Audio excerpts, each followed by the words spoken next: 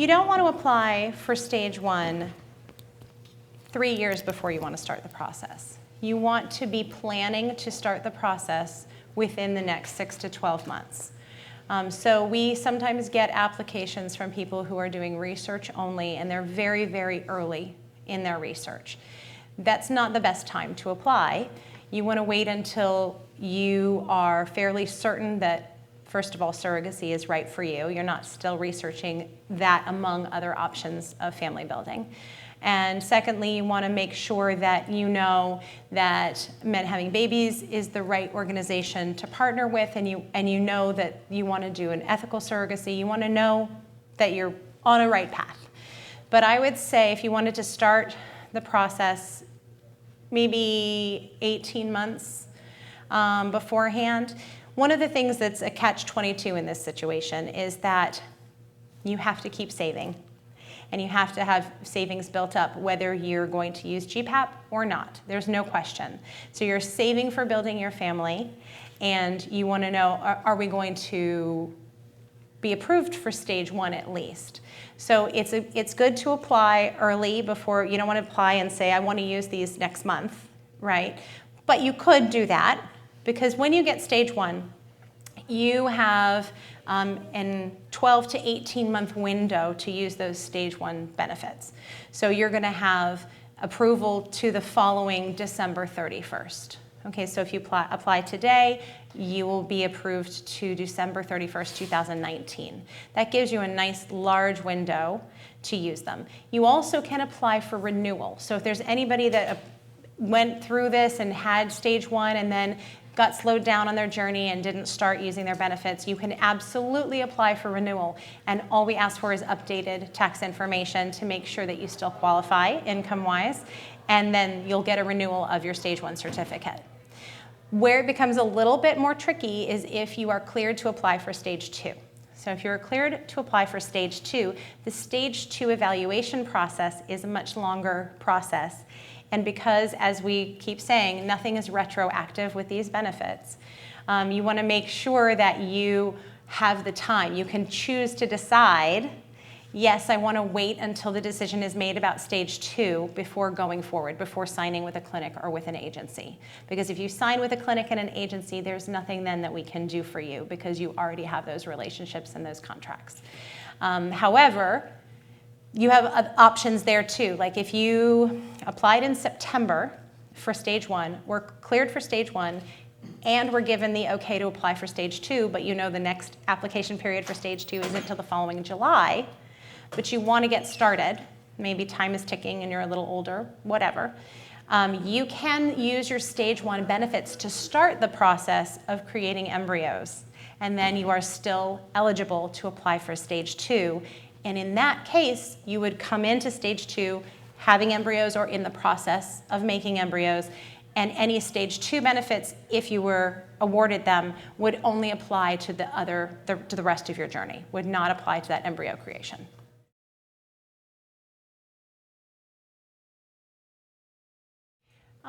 These will be not completely accurate, but just based on, and mostly based on the last 9 months data, because we did have a definite increase in the number of GPAP stage 1 applications over the last 6 to 9 months.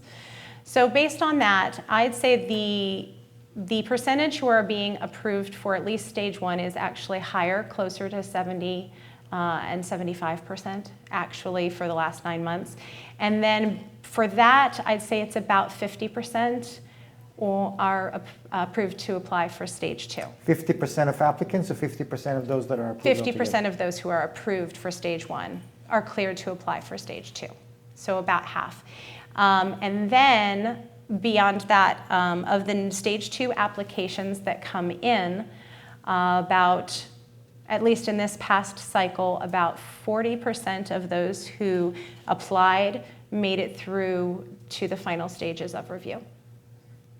So 60% of those who applied either did not provide a complete application, health forms or some other thing, or have been reviewed and there were things that we saw that made us think that either they were not a good fit altogether, or more likely not a good fit now. One of the typical thing would be somebody saying that, you know, they have $10,000, they're in debt, we can't help you. Or they've already signed with an agency, or just already, you know, too far along in the process. And it's important to understand, if you already signed with a clinic or an agency, those are not the same thing. You might not have embryos, but already signed with an agency, it's going to be very hard for us to help you. If you are in a relationship with someone who has children from a previous relationship, as long as one of the intended parents is not in any way legally tied as a guardian to the children of the other intended parent, you may still apply and can receive stage 1.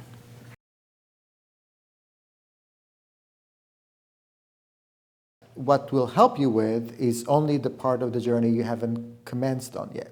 So we're going to be able to help you, namely, with finding an agency that can provide pro bono services, maybe even give you a grant to supplement your self-funding such that you can afford the rest of the journey. But the part of the journey you already completed, which is the IVF part, unless, God forbid, you need to create more embryos later on, but that part you're not going to get reimbursed for. Sure. But yes, that's what we meant when we said before, if you already created embryos, you're still eligible. Okay, so it sounds like if you did the surrogacy part first, that's what kind of complicates things. Well, obviously you cannot do the surrogacy part without embryos, but Sure. if you signed up for a surrogacy agency ahead, Right. the reason is that we assume that if you signed up with a surrogacy agency, you sat there and they said, these are our costs, that's how much it's going to cost, and you said, fine, where's the bottom line? That meant it. you had a strategy. You knew you can afford this. Why would we help you? Sure, sure.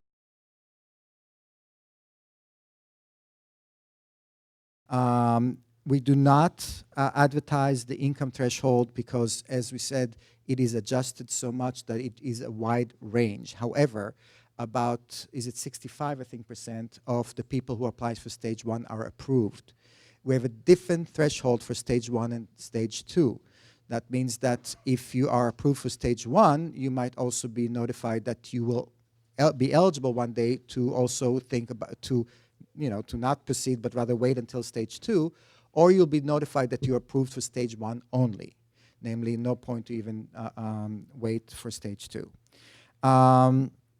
So, it's not those. This is an assistance program that takes into consideration the fact that surrogacy is so expensive. It is not. So the income threshold is reasonable. We know that people with reasonable incomes still have a hard time with the surrogacy costs. But as I said, I can't explain, I can't give the exact numbers.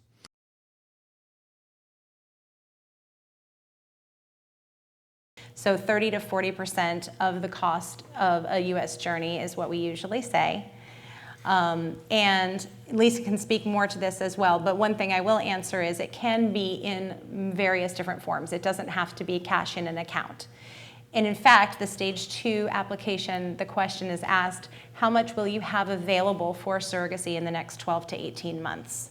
So we don't expect you to come fill out the application having the full amount that you would need right then, but we do ask that you have a plan and savings and a very detailed plan that is executable for you to achieve that and that timeline.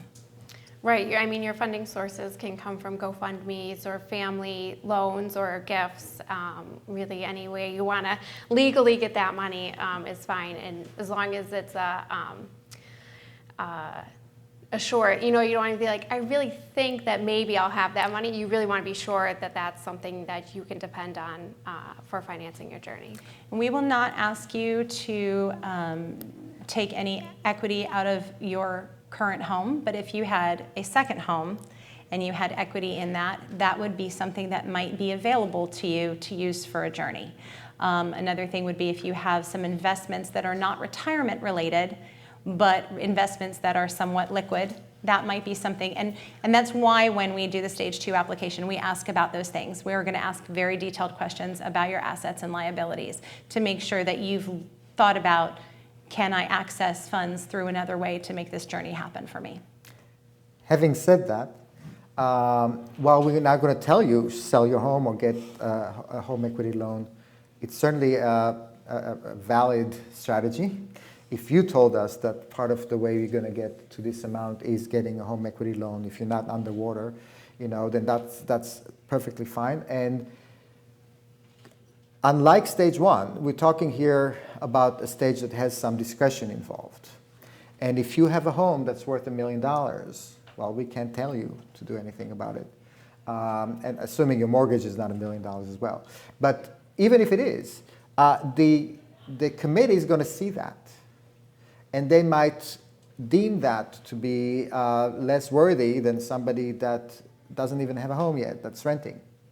So it's not straightforward. I mean, you could have, and specifically if you're in your 40s, you're more likely to have real estate than you're in your 20s. And that's the kind of thing that the committee looks at, and they rate all those things together. The other thing I want to mention, and we're giving you a lot of like the ins of how it works, but if it helps you, why not? It's not just whether you're approved or not. It's how highly you're ranked and how able we are to match you.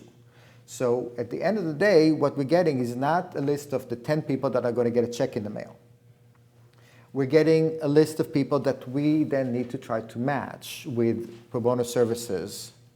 And if we have, number 9 of these people, somebody who has $40,000, $45,000, let's say, and number 10, 11, 12 have $65,000, we might choose to help 10, 11, and 12 rather than to just help number 9, if that's all the money we have left. You see what I'm saying? Sometimes we would make that, and we would tell you, wait another year. We're not going to tell you reject it. You say, wait another year, come back with another $20,000. We're going to look at your save rate, which is something we ask everybody. What we're trying to do is we're trying to use the money we have to be able to leverage as many free services as possible. So we don't want to leave 3 free services on the table by helping, towards the bottom of the list, not the bottom, but later in the list. If we can help 3 more people with those $40,000 we have left or $30,000 we have left, and make sure we're not leaving those free services unused, we would rather do that at that point. Now, if you're number 1 and you only have $45,000, it's different. But at the end of the day, it's the sequence that matters. So this is it's not a up and down type of situation. It's a situation where we're navigating the system, trying for the benefit of everybody, maximize the cash we have to leverage as many free services that are donated generously by the professional community to help as many people as possible. And that's the most important thing to remember, is that that's why we're here. That's why Men Having Babies is here, is we're trying to help as many people as possible. So that is always in our goal, is to try. Lisa and I work very hard to help as many people as possible. Lisa and Ron, when they're trying to match, they're trying to help as many people as possible to have this journey, and that's our goal.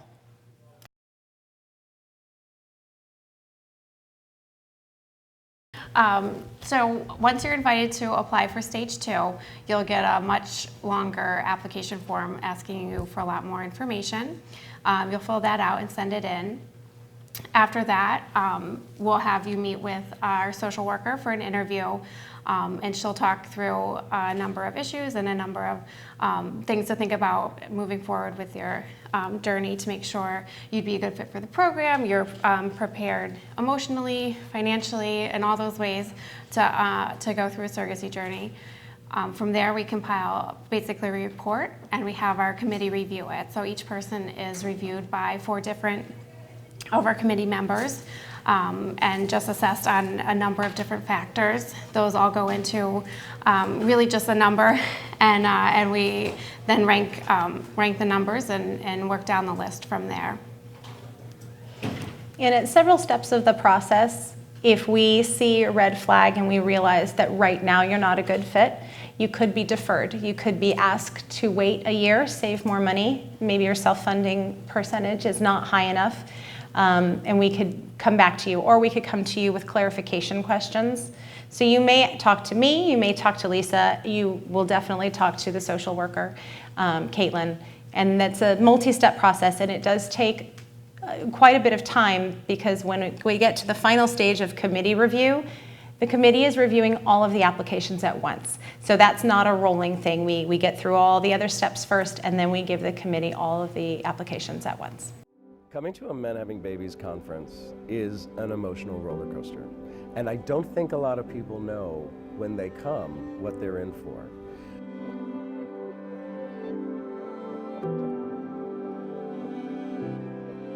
Because there is just so much information.